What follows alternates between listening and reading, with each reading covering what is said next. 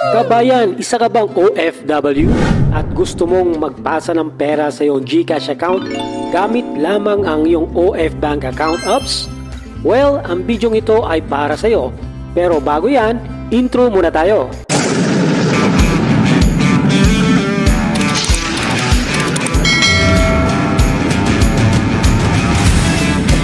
Okay, let's start mga kababayan kung paano magpasa ng GCash account. Of course, mag-login ka sa iyong OF Bank apps.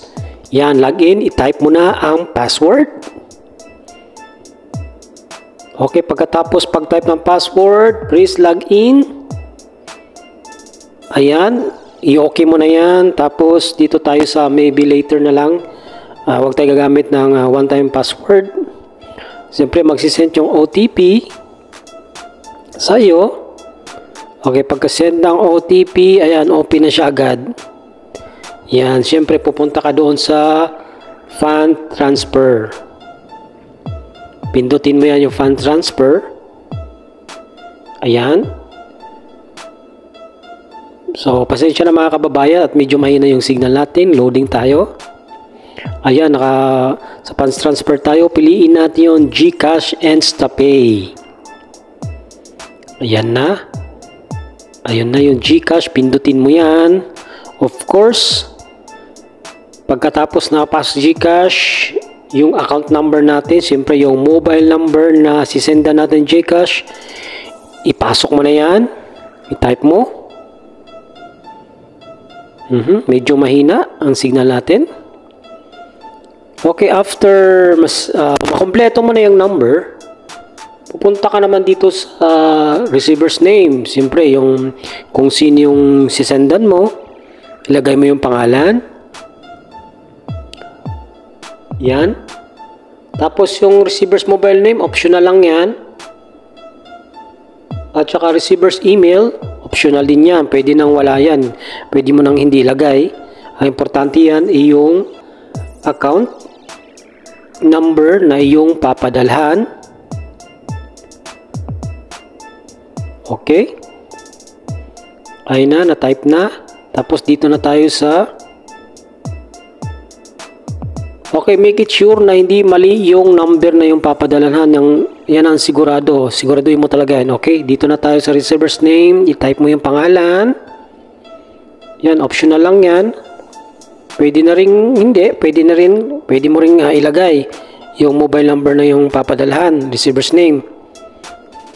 Okay, tapos yung sa baba, email, optional din. Ayan, send mo na. Siguraduhin tama. Tapos ilagay mo na rin yung amount kung magkano yung ipapadala mo. Tapos pindutin mo lang yan. Yan, transfer now. Ayan, makikita mo. Siguraduhin mo tama yung information bago mo i-click. Okay? Dapat tama. Siguraduhin. Mahirap na magkamali. Ayan na, hintayin mo na yung OTP na yung marireceive. I-type mo yan dyan. Ayun, na-receive na. Siyempre, pwede mo na rin siya i-copy at pwede mo rin siyang i-type mismo. Okay? I-type mo yung OTP. Siyempre, sinigurado natin na maigi na tama yung OTP. Ayan, hinanap ko pa. Siyempre, tinignan ko dun sa messages. Yan, ano yung last na OTP na na-send sa akin. The present OTP, ayan. Itinipe ko na. Make it sure, tama. Kasi pag nagkamali tayong 3 beses, balik tayo sa, siyempre sa una. Pag nagkamali, baka kaya dapat tama yung itinipe na OTP. Ayan, medyo mahina yung signal natin. Ayan na. Kompleto na po.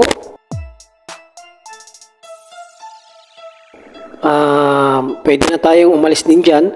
At mas maganda, screenshot po natin muna yung account na yun para may kopya po tayo sa papadalhan natin. May send natin sa kanya yung reference number. Ayan na. Tapos na. Yun lamang, napakadali. Exit na tayo. Maraming salamat po sa inyong lahat.